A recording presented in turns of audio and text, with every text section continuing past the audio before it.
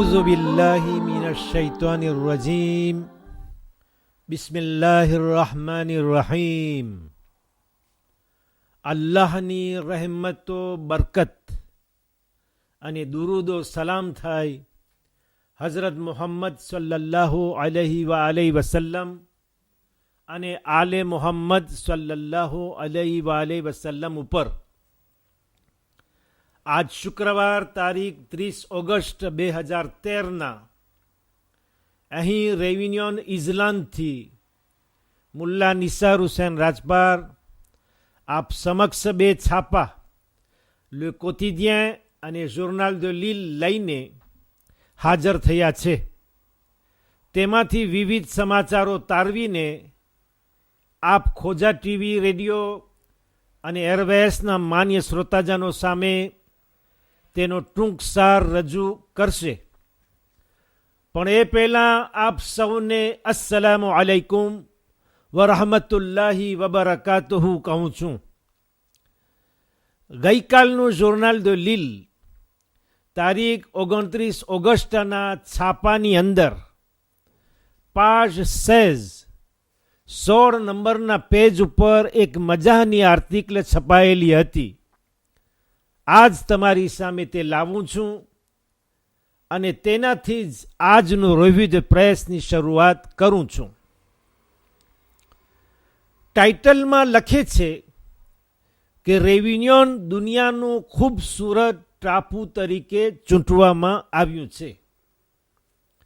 Exit internet WAYN.com કે જે 193 દેશોમાં 193 દેશોમાં મવજૂદ છે અને લગભગ 12 મિલિયન માણસો 12 મિલિયન તેનો ઉપયોગ કરે છે.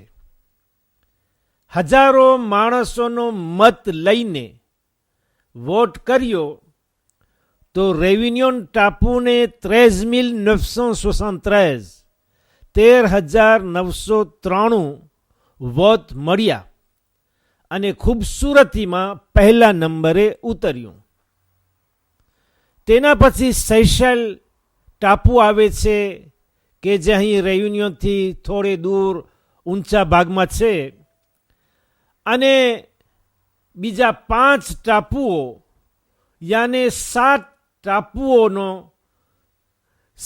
ટાપુઓને સામે રાખી તે વોટ કરવામાં આવ્યો હતો, જેમાં રેવિન્યોન આગળની જગ્યા લઈ લીધી છે.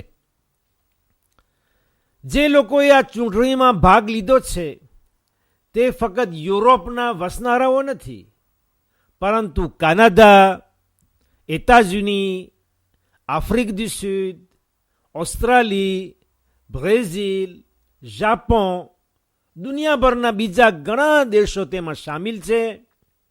આલ્માઇન, અંગ્લેતર અને ઇટાલીની સાથે.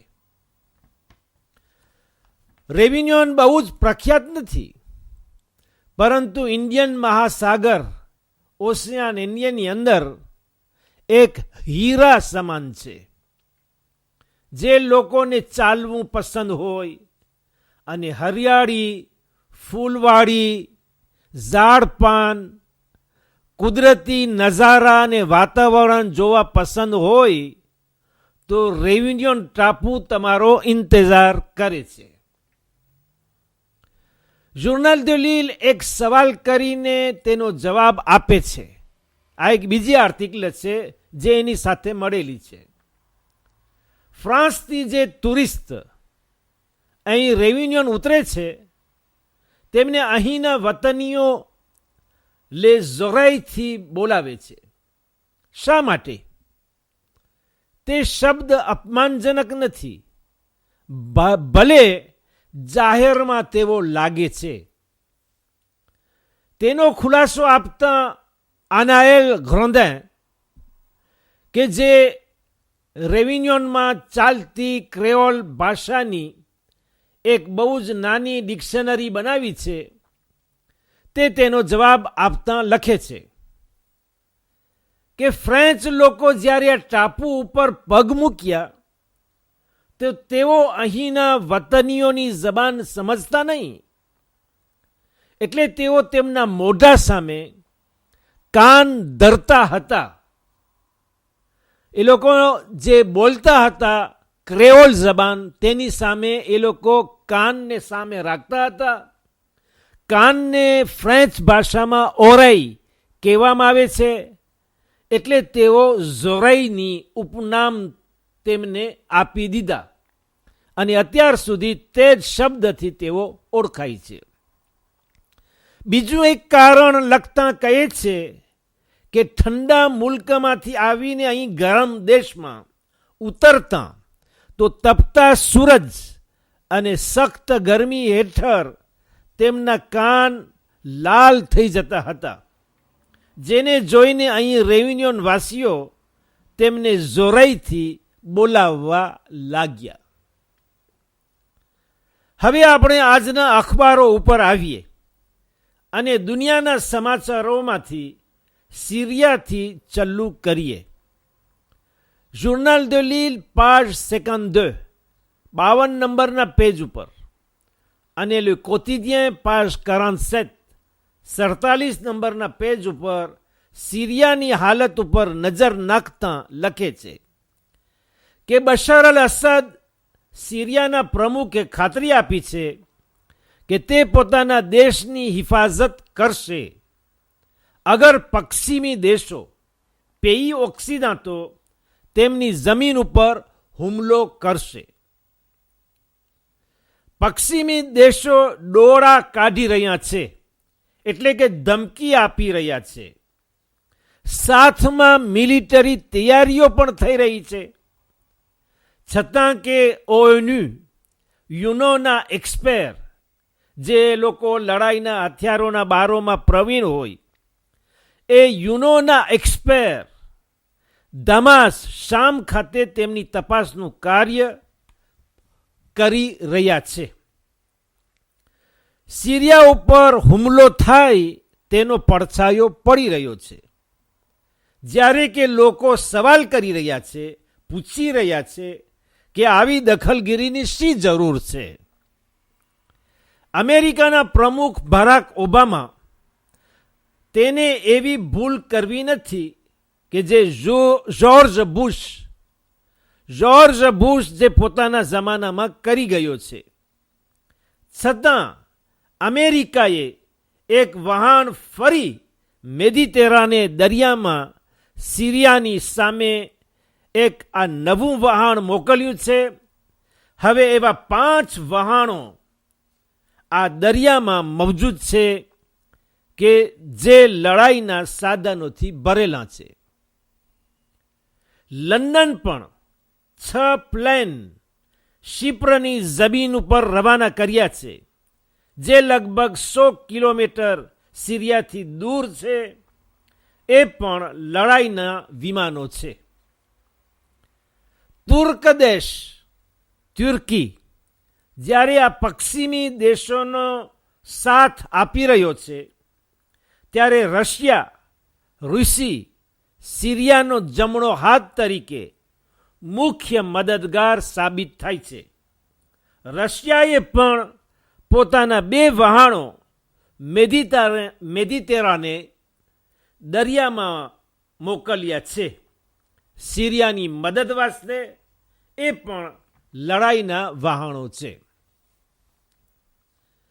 અંગ્રેજની વસ્તીમાં લગભગ 51% પોતાનો વિરોધ દર્શાવે છે કે સિરિયા ઉપર ચડાઈ કરવાની કોઈ જરૂર નથી. ફક્ત 22% રાજી છે. આલ્માઇનમાં આ સોંદાજ કરવામાં આવ્યો.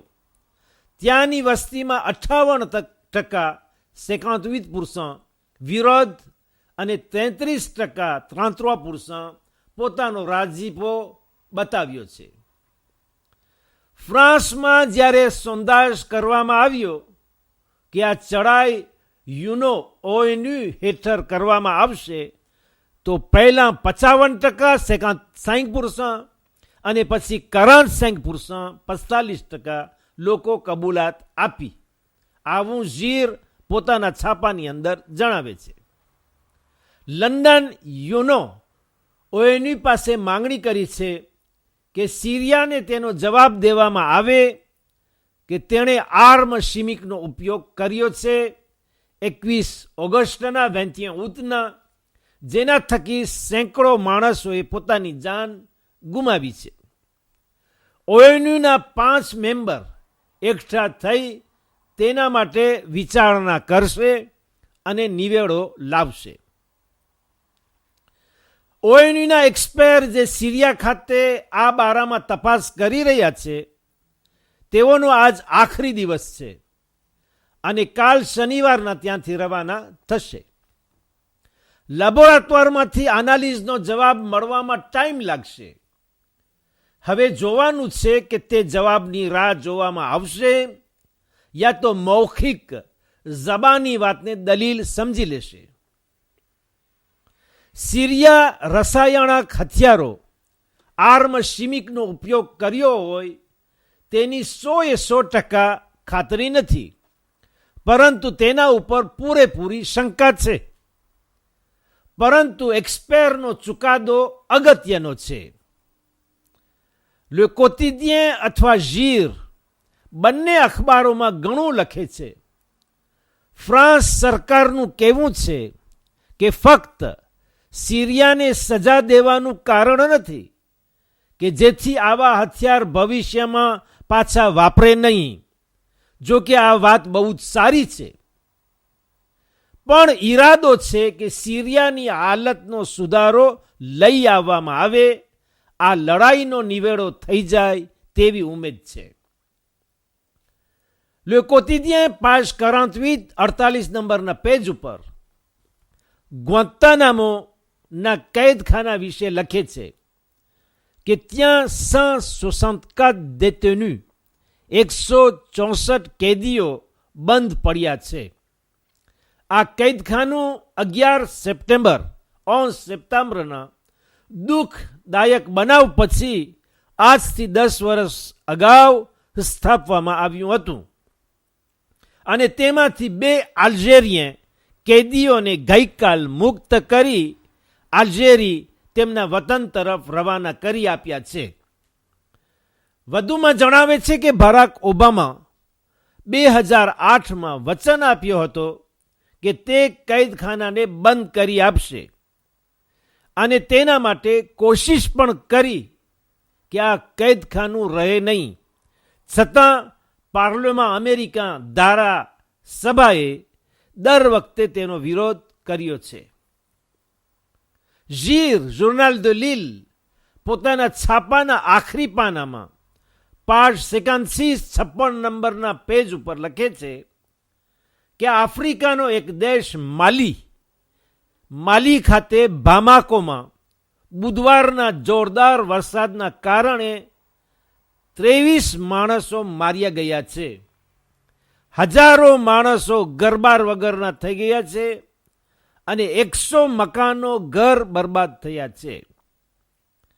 એ જ પાના ઉપર નીચેના ભાગમાં જમણી બાજુએ ઝીણા અક્ષરમાં જણાવે છે કે ઇરાકમાં સામર્રા ખાતે એક બજારમાં જ્યાં લેગ્યુમ અને ફ્રૂટ વેચાઈ રહ્યા હતા ત્યાં બોમ્બ ફોડવામાં આવ્યા હતા, જેના લીધે 11 માણસો 11 પર્સન મોતને ભેટી ગયા અને 26 માણસો 26 પર્સન ઘાયલ થયા છે. આની પહેલા શિયા મોહલ્લામાં બગદાદ ખાતે બોમ્બ ધમાકા થયા હતા, જેના લીધે 70 માણસો માર્યા ગયા અને આ છેલ્લો ધમાકો જે થયો છે તે સુન્ની મોહલ્લામાં થયો છે. સામર્રા કે જે બગદાદથી આશરે 110 કિલોમીટર દૂર છે.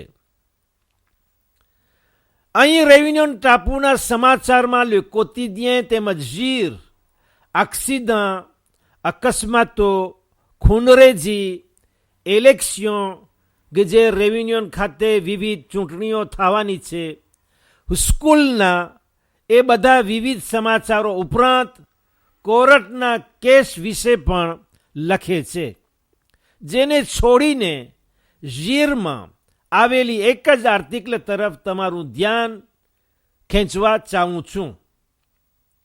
પાજ 16 નંબરના પેજ ઉપર લખે છે કે 80% બચ્ચાઓ 80% જ્યારે સિઝિયમની ક્લાસની અંદર આવે છે ત્યારે તેમને પાણીમાં તરતા આવડતું નથી, અને જ્યારે કોલેજમાં 4 વર્ષ પસાર કરી ત્રોઝિયમની ક્લાસમાં આવે છે ત્યારે કોલેજમાંથી નીકળતા વેળા સેગોન્દમાં જવા અગાઉ 70% 70% બચ્ચાઓ પાણીમાં તરતા જાણી લે છે. હદીસમાં છે કે તમારા બચ્ચાઓને તીર ચલાવતા અને પાણીમાં તરતા શીખાડો. નાતાશીઓ માટે ઇસ્લામ ભલામણ કરે છે, નાતાશીઓ ઉપર ભાર આપે છે. બસ આ હદીસ અને સમાચાર ઉપર હું તમારાથી વિદાય લઉં છું. તમારો હાર્દિક આભાર માની ઇન્શાઅલ્લાહ સોમવાર તારીખ 2 સપ્ટેમ્બરના ફરી આ રિવ્યુ ધ પ્રેસના ટાઈમ ઉપર આપણે મળશું. ત્યાં સુધી ખુદા હાફિઝ અને વાલેકુમ સલામ વરહમતુલ્લાહિ વબરકાતુહ.